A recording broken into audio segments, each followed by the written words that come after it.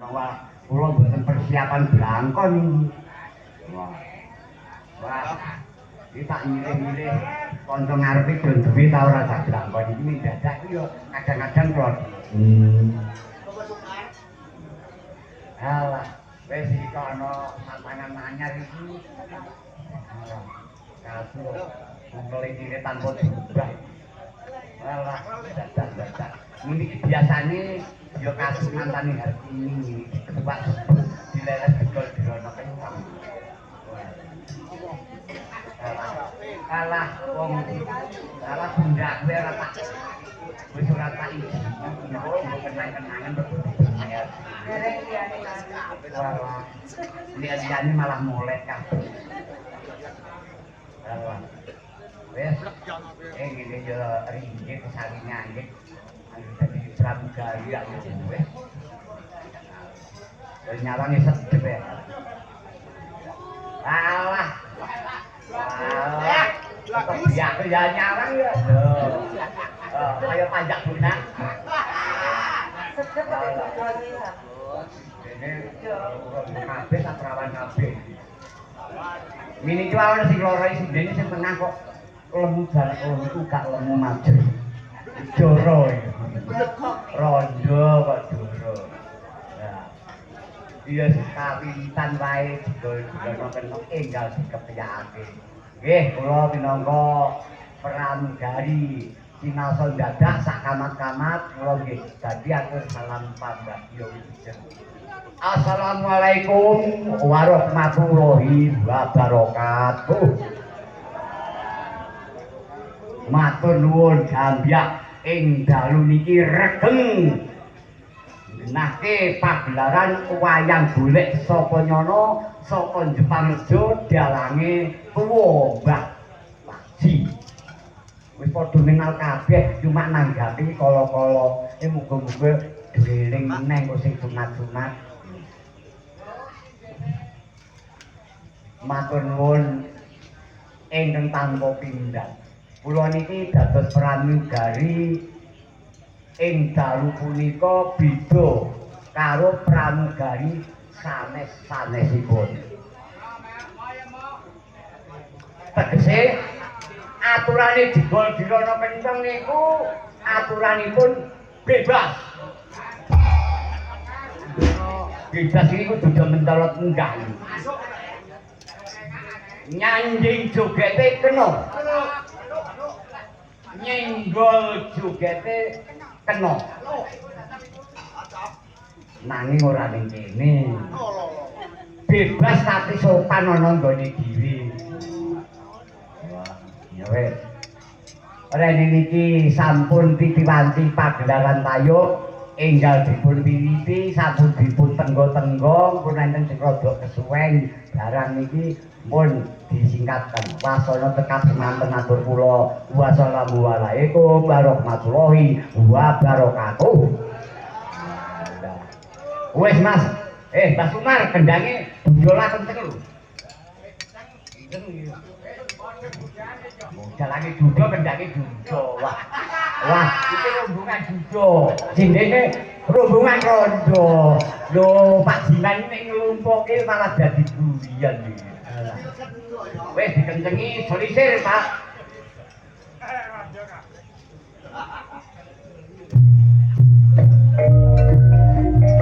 Yeah.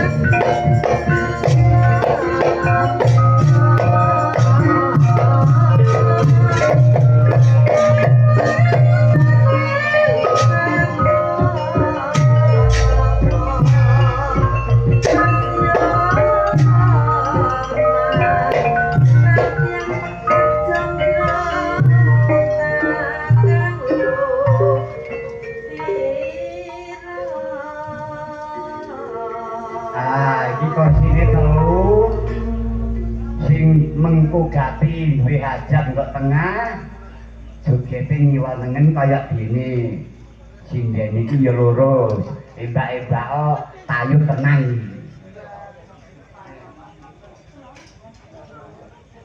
pakurmatane sing digawe iki sing kepenak apa njaluki apa digawe kene monggo pakurmatanipun ingkang kagungan kersa mengke kalih dulur sampur mangke bersane wakile desa wakile sing duwe gawe syukur sing nom-nom monggo dados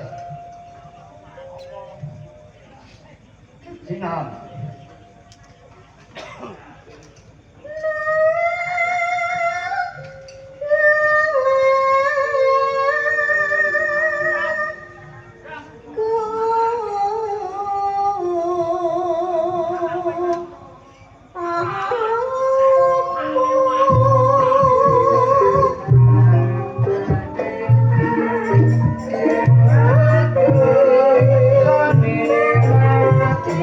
kaya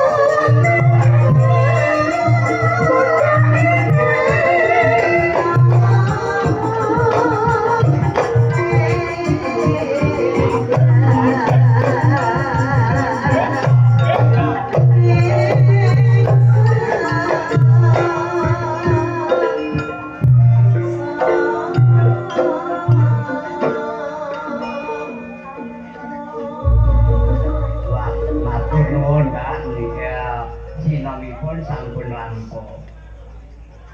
Nenggo ingkang dipun wiwiti niki pakurmatan kula wau sampun dipun wujude niki kantun beksane wakile sing duwe gawe napa mawon iki kira-kira ana jalukan apa jegol dirana gawe dhewe karungane dae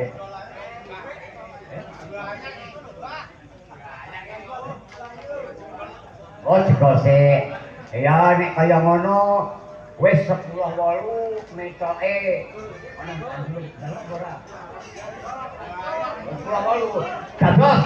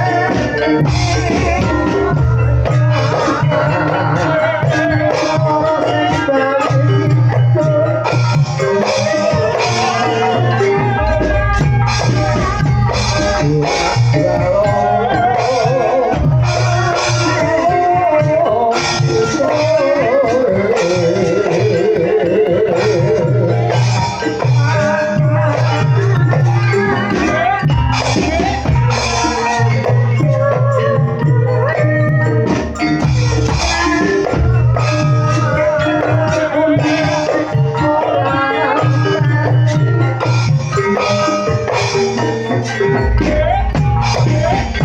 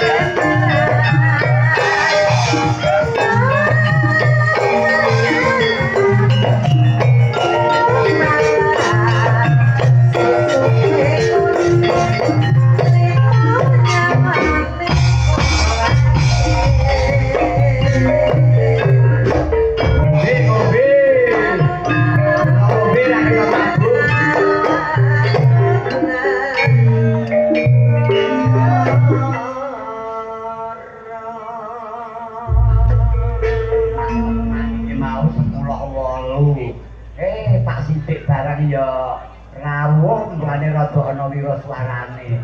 Biasane ki ora nganduri. Wah. Wes biaya-biayane sing angel. Ora kaya mbok ngarep. Nek sing guri angel biayane lagak pas bolong kok. Aja saru lho. Mulane laratan wayang golek iki bolong. Kayu karepe wong urip ku rahayu slamet. Sing pajak yang nyanyani jenengak jalan terus. Ora iso ngertekke. Bolong-bolong pancen ning donya iki keblak coba longgaro nek mikir. Lho kowe seneng manjak apa seneng maling paribasane. Milih manjak kancane akeh ketemu wong kono-kono ngarepe cukup lho. Ah, ngarepe cukup lagi lho. Esuk nek ndekeki dalan iki wis ngablak ngenteni ya. Wes.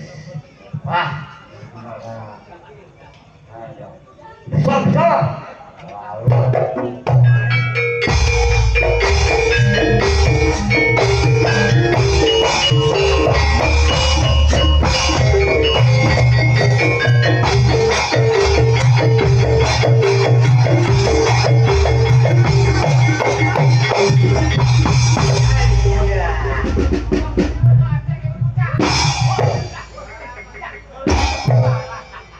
Gong disewa kaya ngono. Gong Mbah Taji ku wis dipis lek men kuwi kok. Gantre kaya ngene iki agak rusak-rusakan kok piye iki. Akeh tunggale wong donga. Weh, iya. Engko nek nang omah jamu malah ya takon.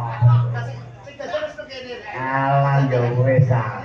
Wis tak pasrahke Mbah Paing ora ana tunggale ngono ae. Neh iki mau njupuk Buarti ini paling ora combine luwih kuat. Iya ngono kae. Iki panjake cukup umrih kabeh.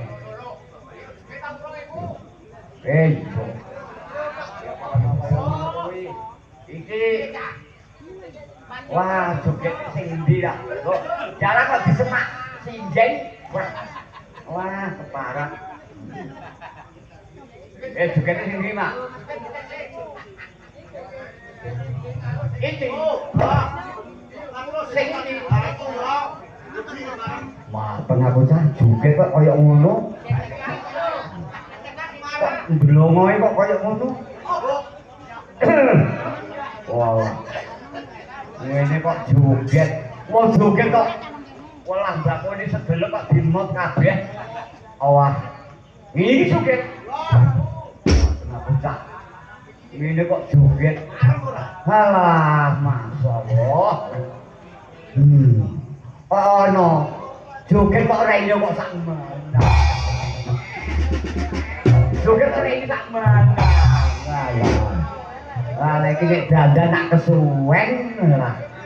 Entekno wedak kambang. Sing genah sing bener sing bisa ya bisa. Wong dhuwit ya ora ono kok. Omahku. Aja omahku endi ku? Lah kok iki rumahku ya wong lorot iki.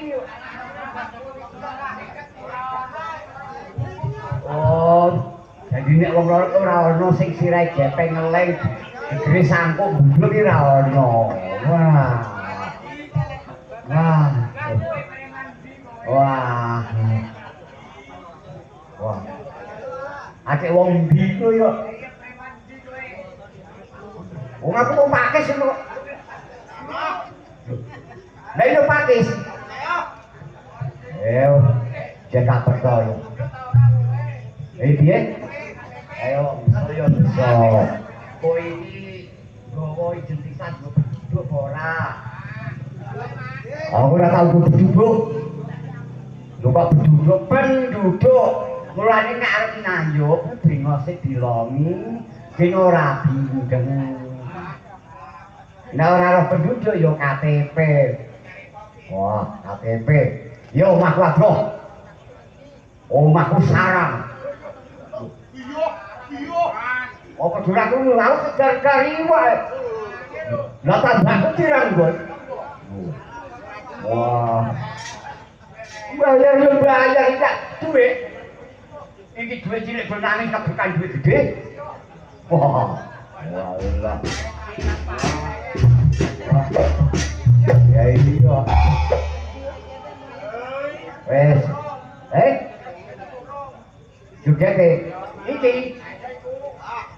Sing iki. Oh alah.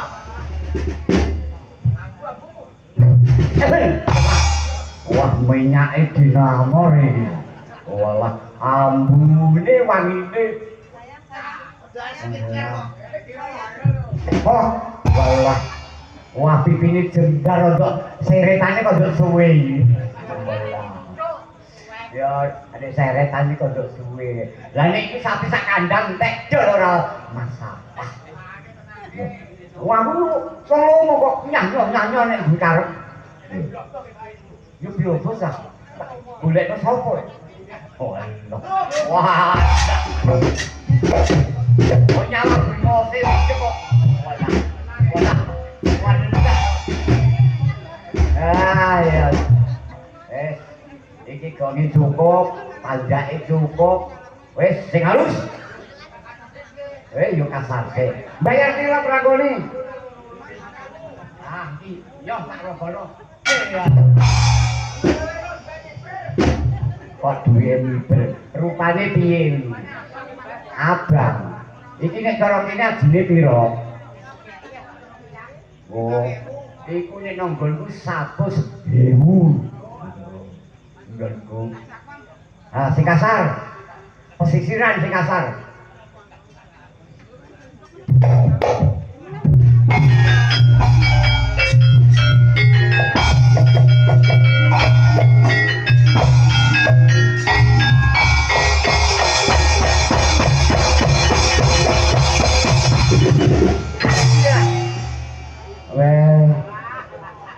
Sing kasare kok kaya ngono, kok kaya wong burak beket.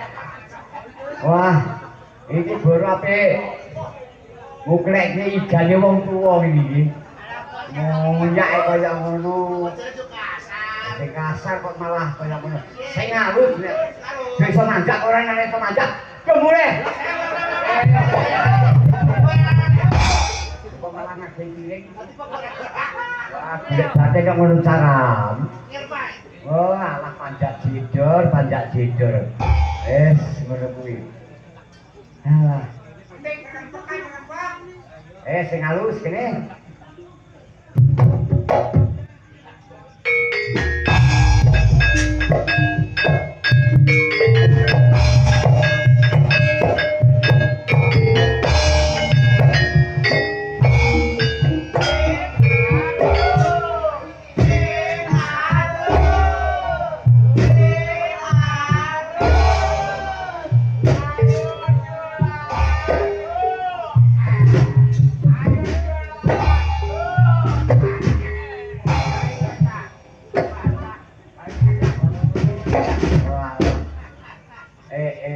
Kok trimo gongi sing halus kok tutuke sing muni halus ora gongi ditutuk sing iramane lire. Wah.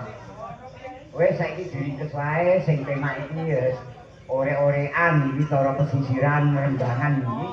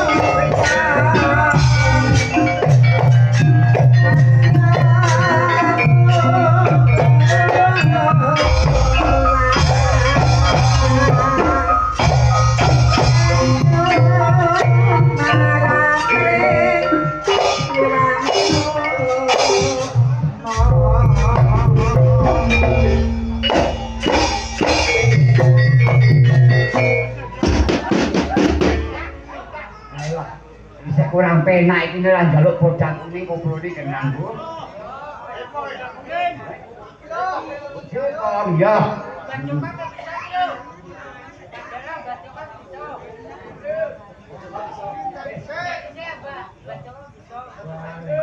Salehane nek bos iki kajian apa iki? Arti ini ya. Hati-hati lho Pak. Artinya. Ini bilang sapa? Bocah kuning. Kandhane apa mau? Oh, bocah kuning. Jadi ora ngadeg lho. Ayo, nduk bapak buka kandhane.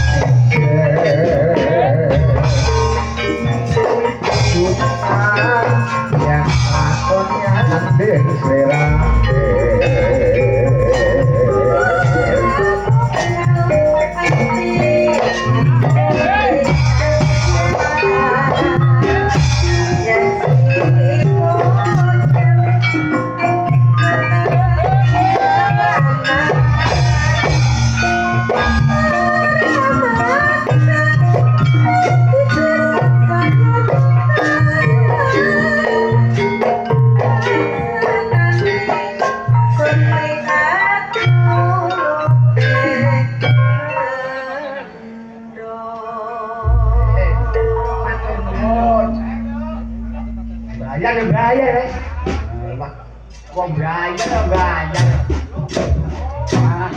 Bayar, bayar.